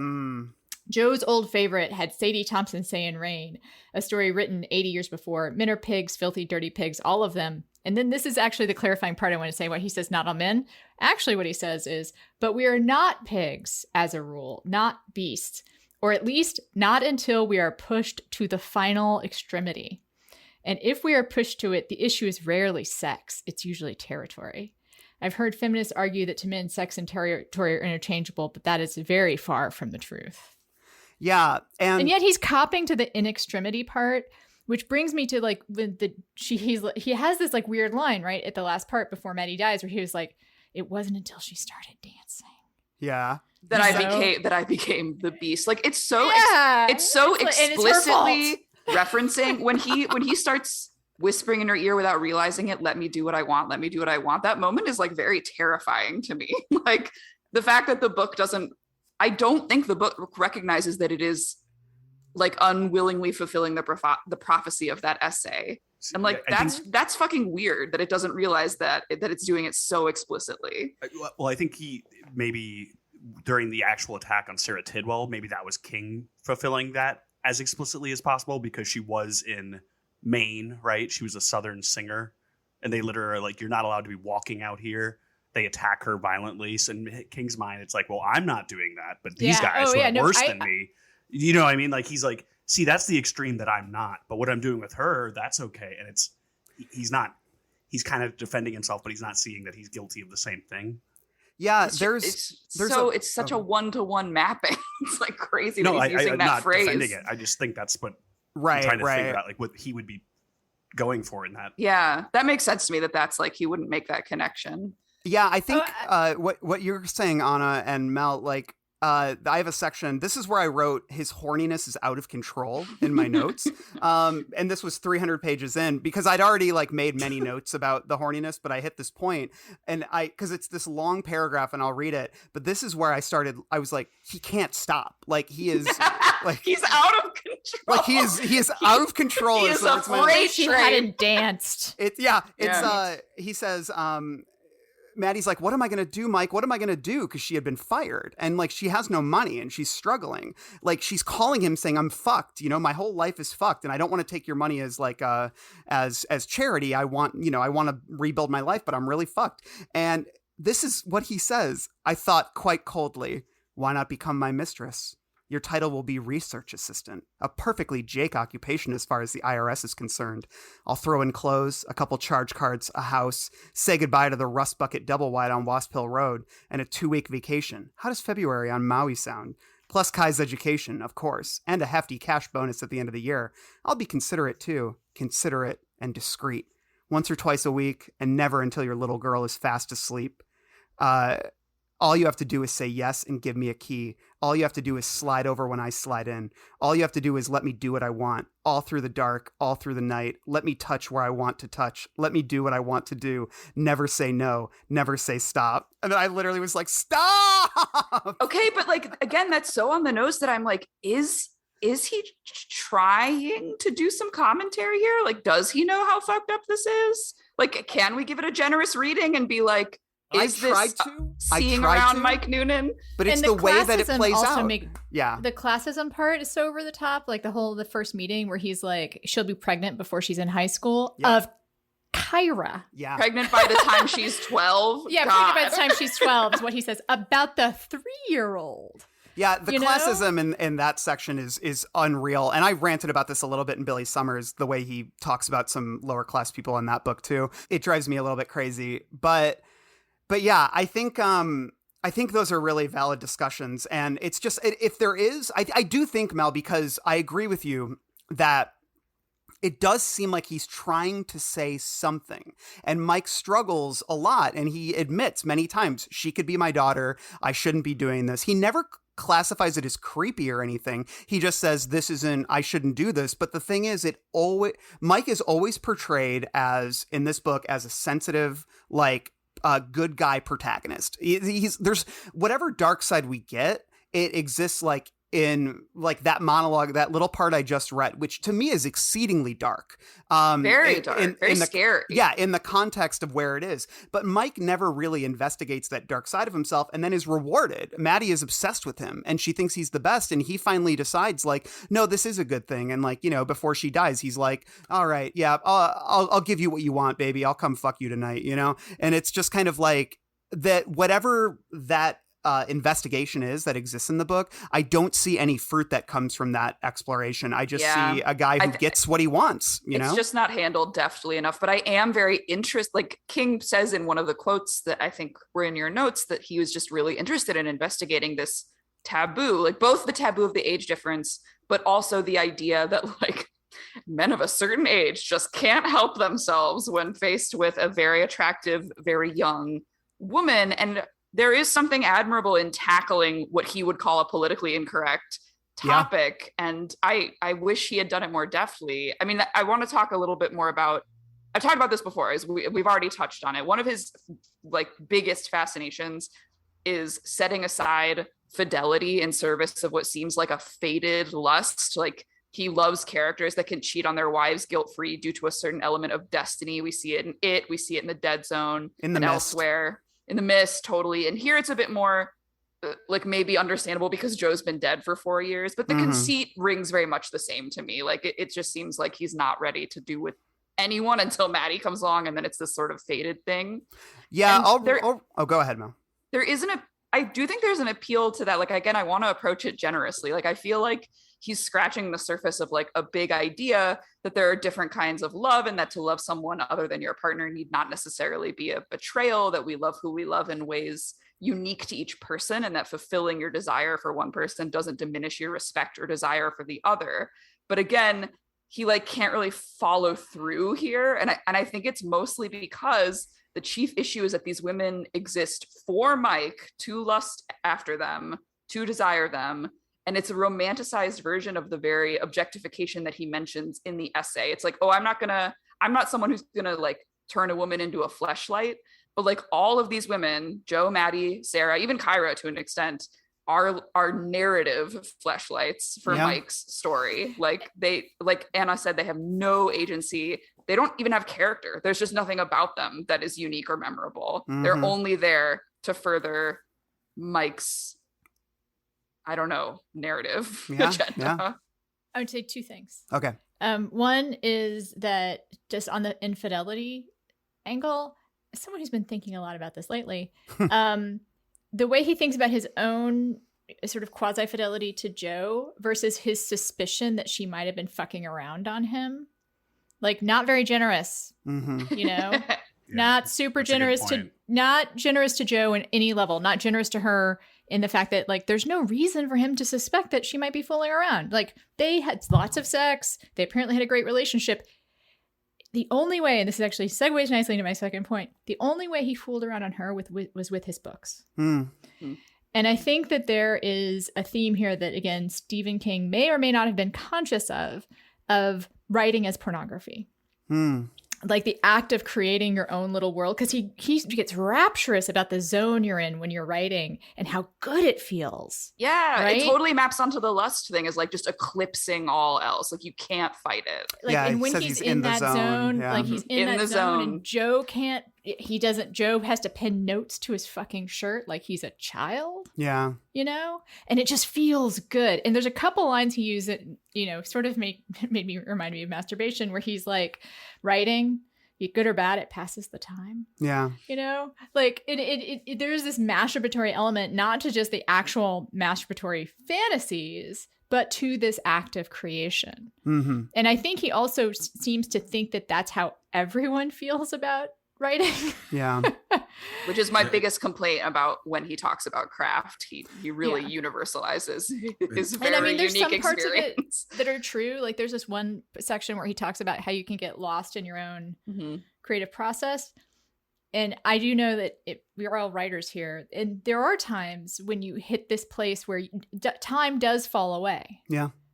And it's a really cool, it's that flow sensation. But that's not all writing. And there's also some writing, and again, on writing, I feels like he's much more generous about this, about the universality of what you can do with writing. Right. And how it connects us. There's something sad about the fact then that ultimately at the end of the book, he wasn't even truly writing a book. He was channeling Joe, trying to give him a message. He jerking him off. Yeah. Yeah. Like, it was collaborative, but not like he didn't even notice her like infringing on the process. I don't know. This writing as fucking metaphor is like blowing my mind. The one thing that I thought was interesting too is the circumstances behind the end of the marriage, right?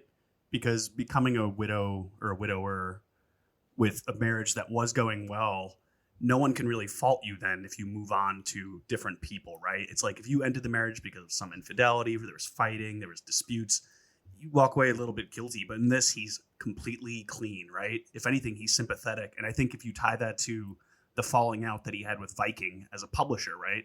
That was sort of the end of his publisher's marriage.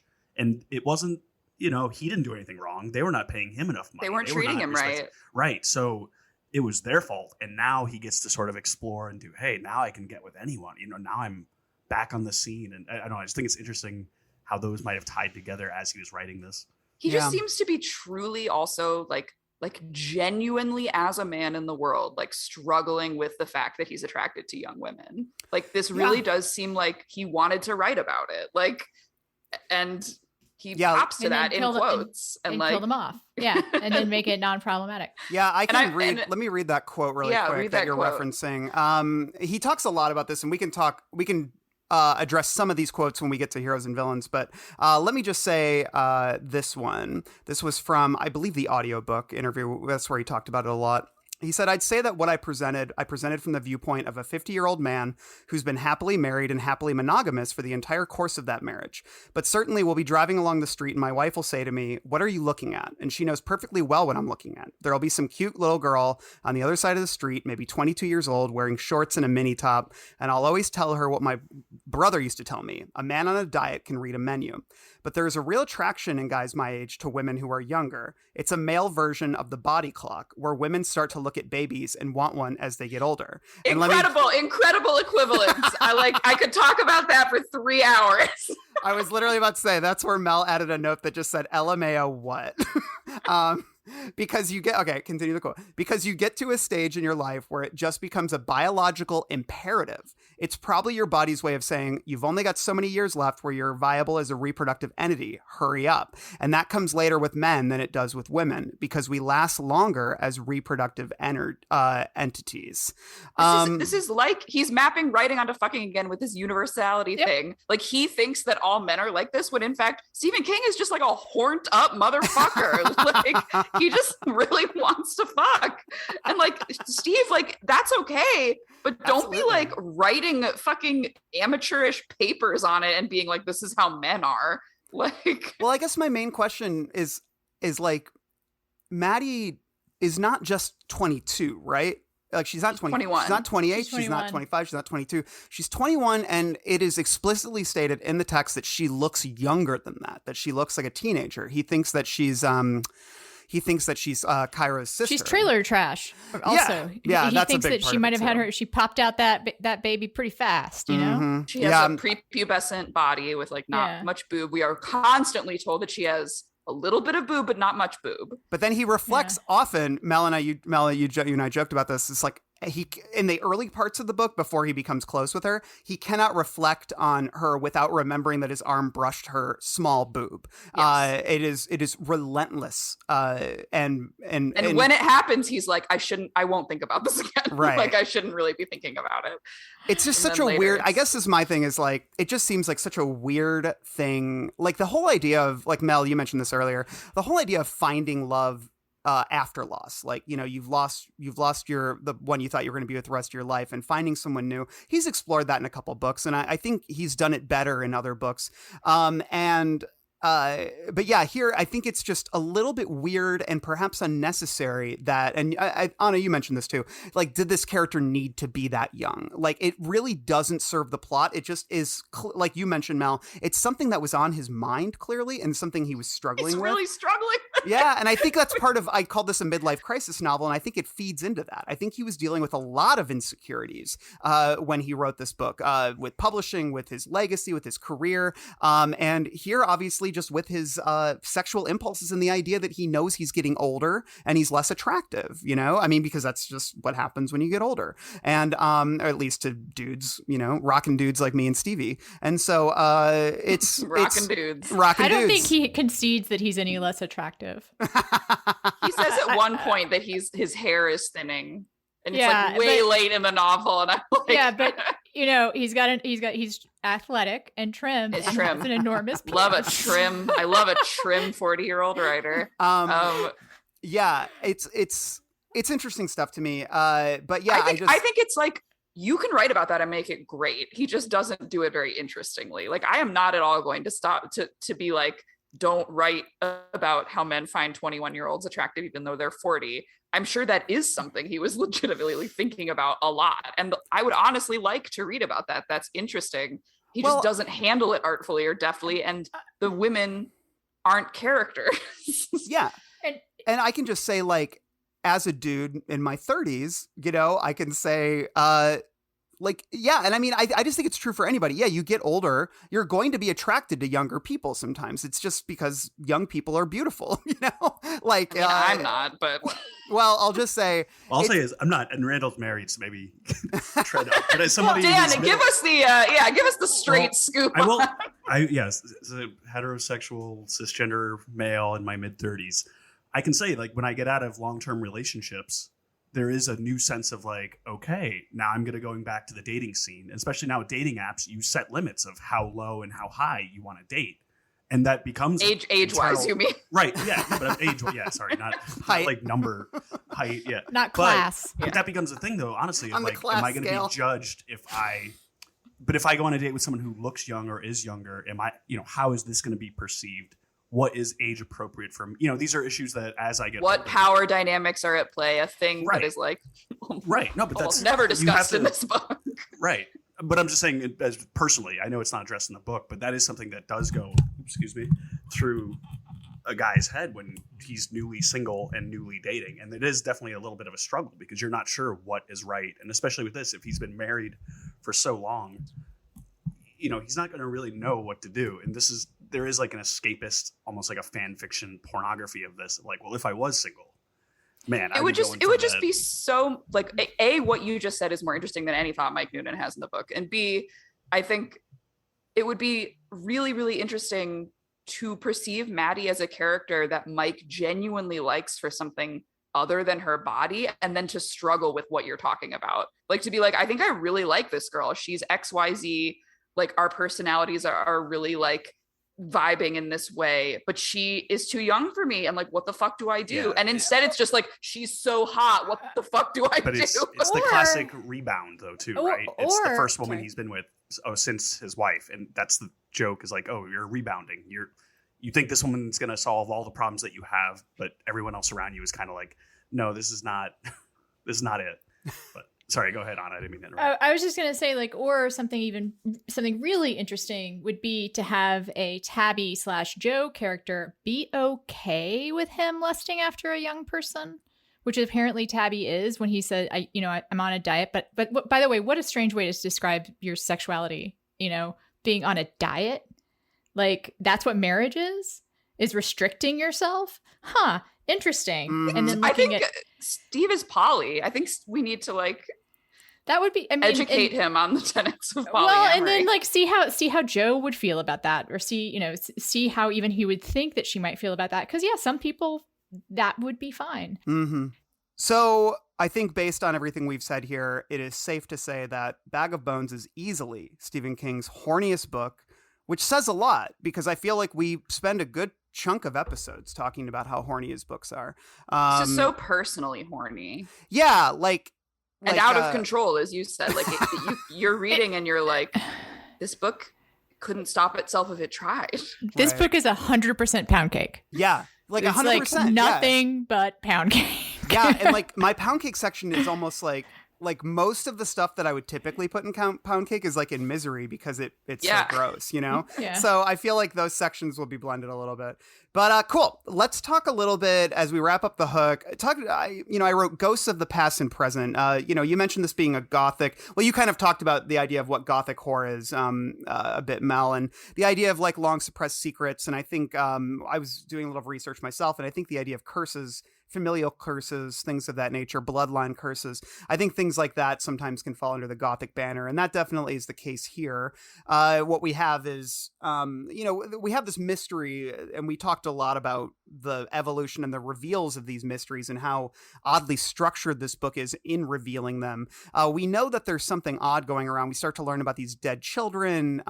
We start to notice some similarities in the names, and all the while we get hints that there was a drowned child. That's definite. Help I'm drowned is one of the things that appears on the fridge, but we don't really find out what all of that really means until Mike has a flashback where he witnesses Sarah Tidwell, who is like a blues singer who was traveling through Maine with her family and some other collaborators in the early 1900s and was very popular in the area, but the men who lived in the area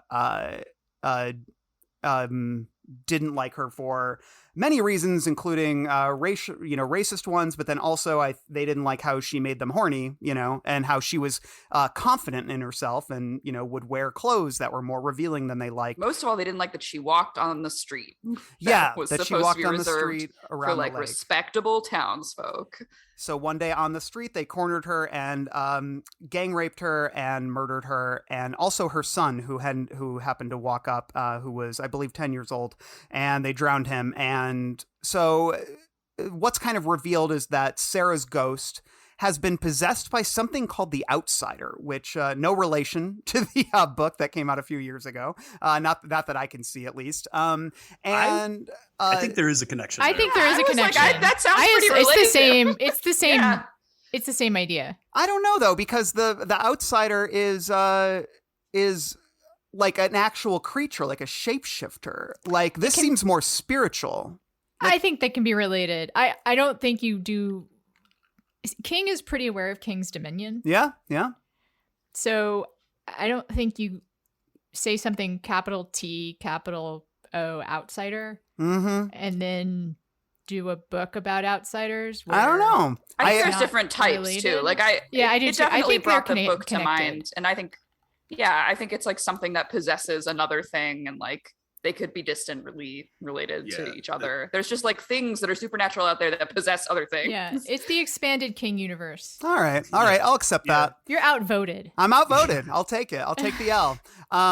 Okay, but yeah, so her spirit has been possessed by this, otherworldly being, and is gaining revenge on the bloodlines that killed her child and her by basically possessing these people and having them drown their children. There's some really horrific stories about children being drowned under pumps and, in the water and things of that nature. A lot of it kind of really hits us boom, boom, boom, boom, boom in sort of the back third of the book.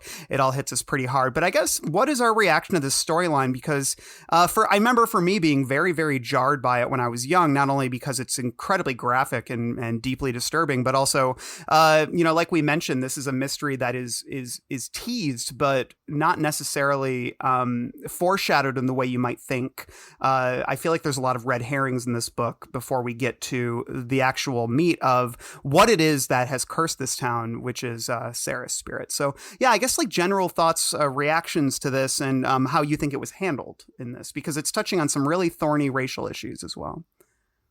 It's interesting to me that you said that the Outsider, like, I read it as the Outsider has been corrupting Sarah only recently. And that it is mostly Sarah's doing that these like children have been targeted by this curse. And in some ways, I think it's actually one of King's like more successful attempts at encapsulating a righteous but out of control rage born of trauma. And Mike says multiple times, and I was really liking that he said this, that he understands and sympathizes with Sarah even as she's like murdering these children. He's like, I mean, yeah.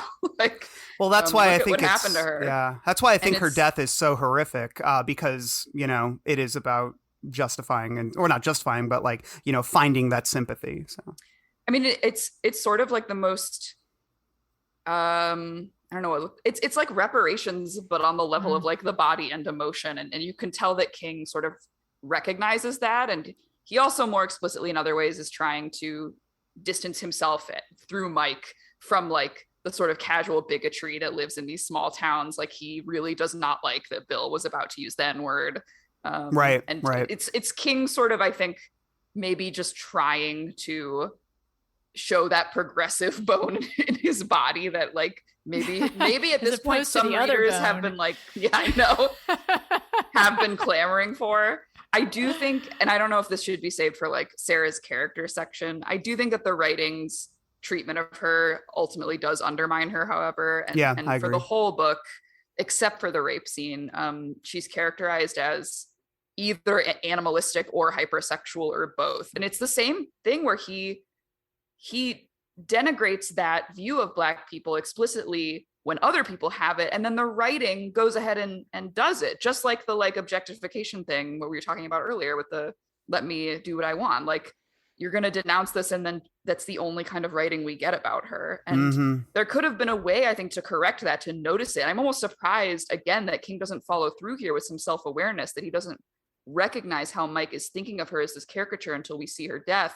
And even then, when we do get the rape scene, she's largely a symbol for victimhood, and she undergoes like the most explicit evils of racism, and we know her only as like a vaguely likable, charismatic Black woman who dares to laugh in the faces of her white rapists and murderers. But unfortunately, she's never deepened beyond that. And so she can only be a symbol of like lewdness or of rage or of victimhood. And that flattens her to a Black archetype times 3.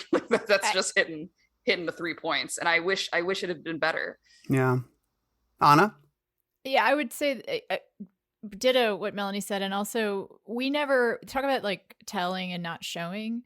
He seems to indicate that one of the things that the, gang rapists hate about her is that she has the respect of the town. Yeah. We never see that. Right. I agree 100%. Ever. That's only and like what said we in a see toss-away comment. is the scene where she is performing and the townspeople are reacting in their animalistic way. Mm-hmm.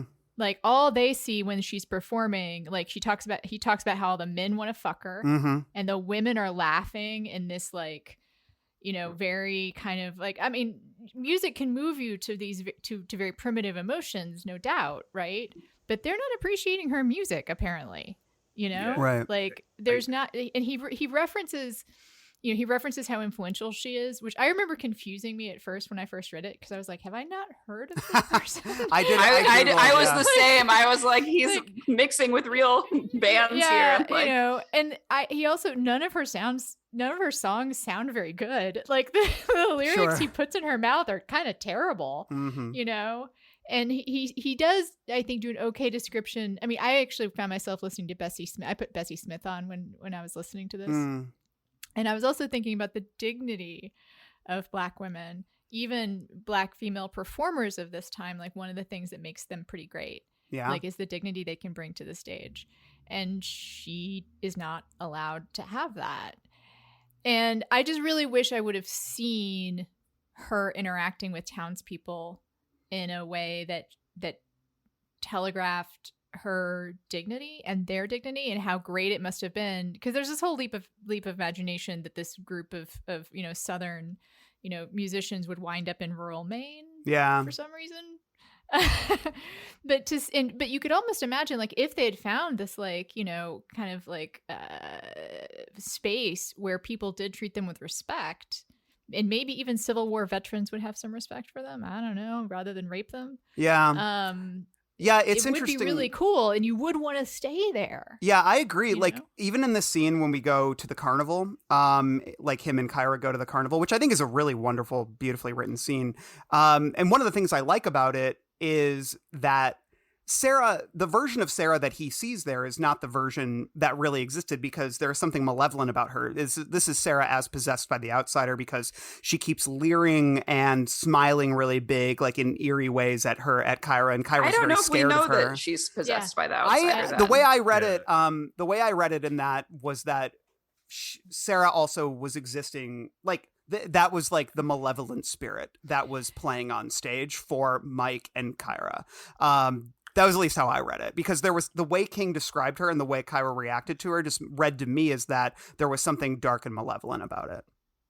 But I think you can interpret that as either the outsider or just like this very rageful ghost. Yeah, I didn't see her as outsider at that point, but I did see her. I mean, she's self-aware there, right? Yeah, like she is performing. She exists in the same time warp as Kyra and Mike at that point, and no one else does. Yeah, and I think she also she knows how to put on a show. She's an entertainer. So she can see that she's whipping these people into a frenzy. And in a way, she can see that, okay, look, I have this crowd in the palm of my hands and I'm going to like titillate them. I'm going to grind. But it goes also like get into this of like the exploitation of Black bodies, right? So like the people, the townsfolk, they like her, but they like her for her voice, or they like her for her body, but they don't really care about her as a person, right? Mm-hmm. And I think what was cool too is that the Civil War veterans, and it brings up the point that not all people fighting for the Union Army were fighting to end slavery. In fact, very few, that wasn't the goal for them. So I thought that was an interesting perspective that you don't hear, as Union soldiers basically being like, yeah, I have no problem with slavery, right? And that's King kind of calling out these people that think just because you're from the North, that doesn't mean that you're not guilty for what's going on either, right? You still have blood on your hands. It's something that you don't see a lot in books. Go ahead. No, I was going to say that's very true. And there is actually a really cool project that's happening in the Northeast that they're giving tours of the homes and, residents of formerly enslaved people, like in Connecticut and I think New Hampshire. Just as a by the by, like there are people trying to rectify this blank space in Northeast memory about where they were during the Civil War. And when I said there'd be Civil War people that might have respected her, I just think, yes, I totally agree. Racist fought on the side of the North.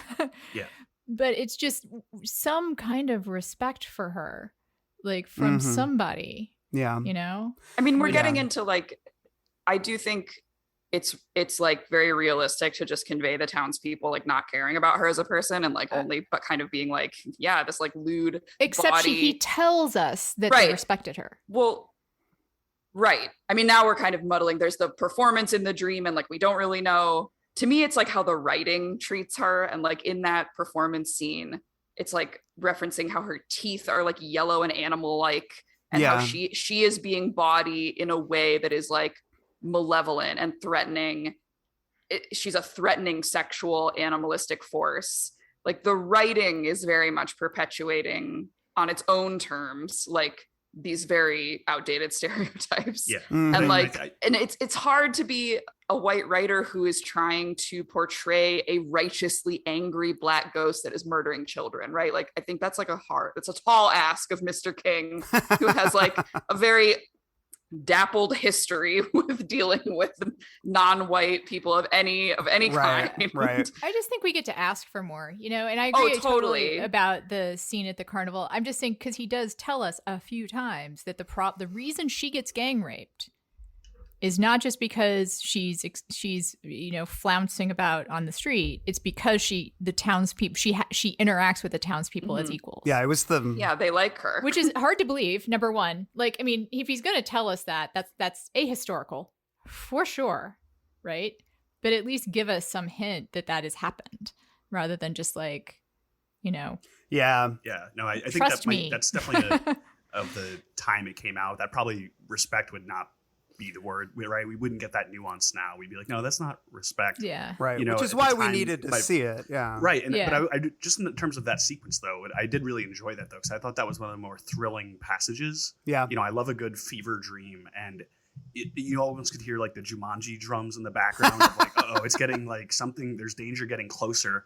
And I like that it was a shared dream. So like, I didn't necessarily take her as malevolent per se, but later on knowing that she does have this possession with the outsider, and also she's righteous, she has the right to be mad at these people and their descendants. So I think it all just kind of came together. I don't think you're supposed to take, or at least my interpretation was not one thing was clear about that dream, because it was a dream, so it doesn't always logically work out. And I think just the intensity and the fear and them running through the funhouse after was really, that was the part that I was like, okay, this book's finally like picking up. Yeah. And I guess hearing your perspectives about the outsider, I think that's like, I don't know. I just want to clarify, like it is, I now the way you guys have phrased it to me, I feel like that wrinkle in the ghost story was sort of a way to activate Sarah outside of the grave as a physical entity, as like that thing that was wrestling with Joe and like coming. Exactly. Yeah. Like, I guess I didn't really think about it in that regard. So I think that's actually a really cool way to look at it. And then it doesn't diminish the rage that she feels that is in many ways justified.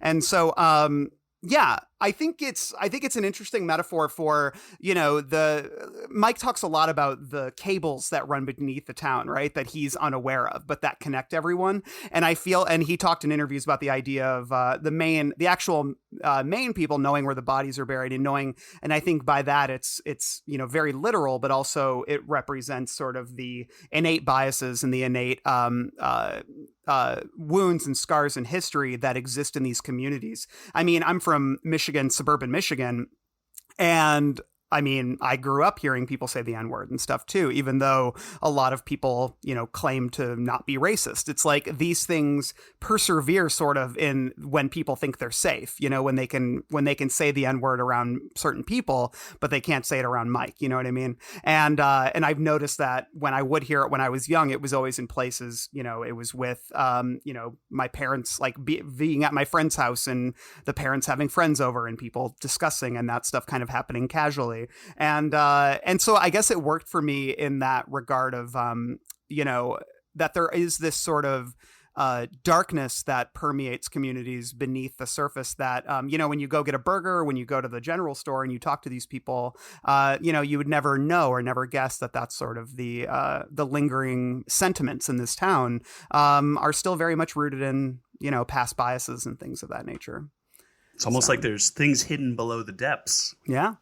There's a bag of bones under there.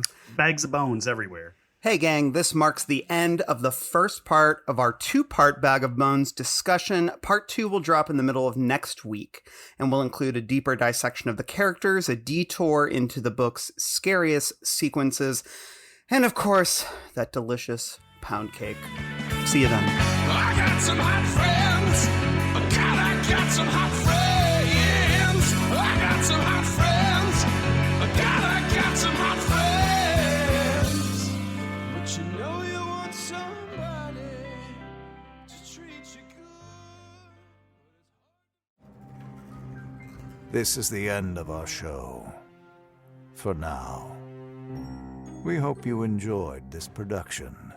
If you like our programming, consider searching for other bloody disgusting podcasts, such as Creepy, Horror Queers, The Boo Crew, SCP Archives, Nightlight, Margaret's Garden, and more.